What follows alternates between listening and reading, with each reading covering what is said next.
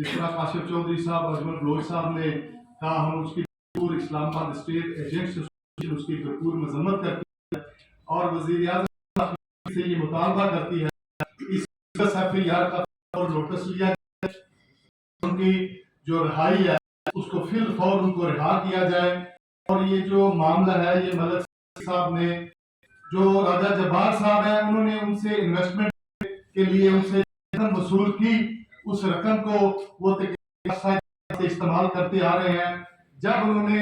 अपनी रकम का मुतालबा किया तो ये बड़ा ही आसान है, जो आप लोग देखते हैं कि एक दूर दराज इलाके में एक बोगस FIR दर्ज करा दी जाए, फिर उस बंदे को उठा लिया जाए और यहाँ तक इतलात है कि उस पर प्रेशर डाला जा रहा है, पुलिस की जानब से टॉर्चर किया जा रहा है कि वो कोई ना कोई स्टाम्प लिख के दे दें कि जिससे इनकी जान छूट जाए। तो इंशाल्लाह आपकी जान नहीं छूटेगी, क्योंकि आपने फ्रॉड किया है, उसका पैसा हड़प किया है। आज यहाँ पे हमने ताजरान के उहदेदारान जनाब अजमल बलोच साहब, काशिफ चौधरी साहब, पूरा इस्लामाबाद खिलाफ है।